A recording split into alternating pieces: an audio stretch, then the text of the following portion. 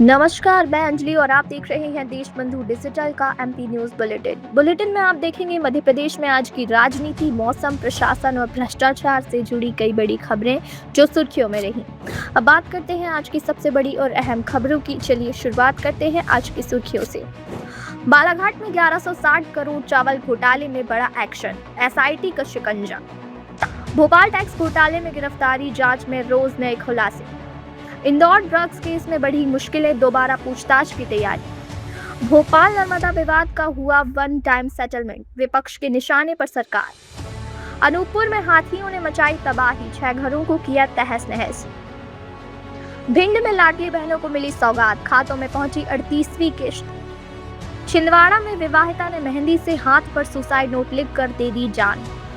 भोपाल के भदभदा और सूखी सिवनिया स्टेशन के बीच गोरखपुर अहमदाबाद एक्सप्रेस में अवैध वेंडरों ने पेंट्री कार कर्मचारियों पर चाकुओं से किया ताबड़तोड़ हमला। प्रदेश में 20 करोड़ का मिड डे मील घोटाला आया सामने।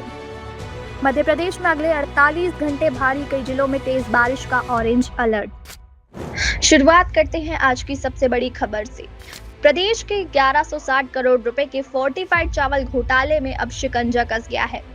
बालाघाट के थाने में 13 लोगों पर एफआईआर और 4 आरोपियों की गिरफ्तारी के बाद लेटेस्ट अपडेट ये है कि एसआईटी ने 17 ट्रक जब्त कर 40 से अधिक लोगों से पूछताछ शुरू कर दी है। प्रशासन ने कई संदिग्ध मिलर्स के बैंक खाते फ्रीज कर दिए हैं। बच्चों और गर्भवती महिलाओं का चावल एथेनॉल प्लांटों में बेचकर भारी मुनाफा कमाया गया। अब मामले में ईओडब्ल्यू की एंट्री और सीबीआई जांच की मांग तेज हो गई है।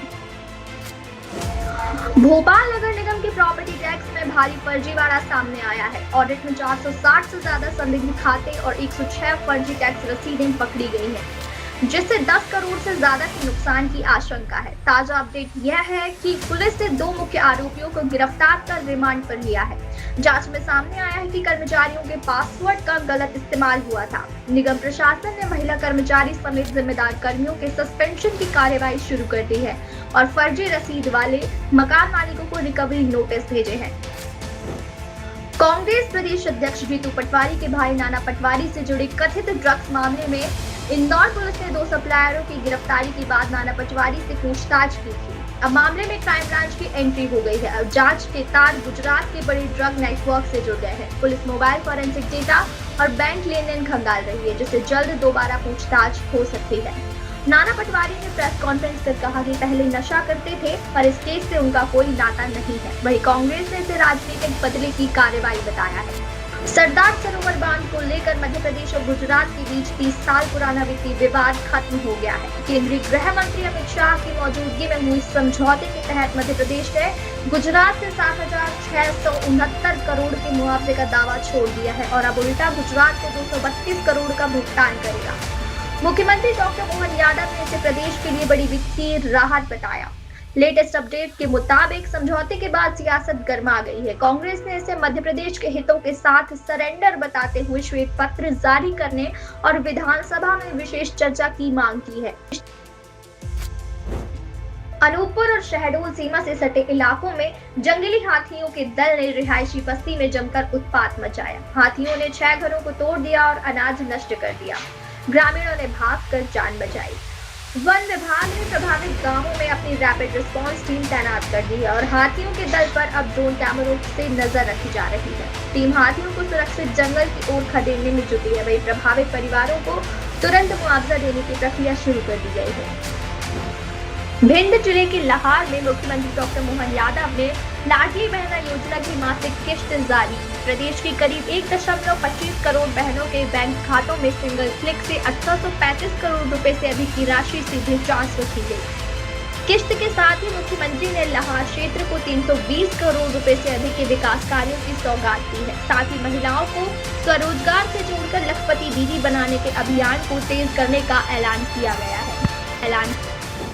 छिंदवाड़ा में एक विवाहिता ने ससुराल वालों की प्रताड़ना से तंग आकर जहर खाकर जान ले ली। हैरान करने वाली बात यह है कि मृतका ने अपने हाथ पैर पर मेहंदी से सुसाइड नोट लिखकर ससुराल पक्ष पर गंभीर आरोप लगाए हैं। मौके पर पहुंची पुलिस ने साक्ष्य के तौर पर इसका वीडियो बनाया और मर्ग कायम कर मामले की जांच शुरू कर दी है।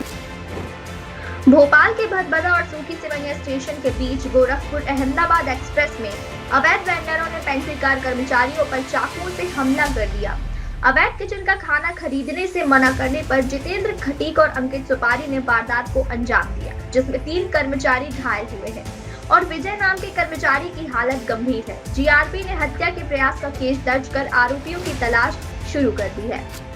मध्य प्रदेश में 20 करोड़ रुपए का मिड डे मील घोटाला सामने आया है, जहां रसोइयों के नाम पर मानदेय का पैसा फर्जी तरीके से दूसरे खातों में ट्रांसफर किया जा रहा था।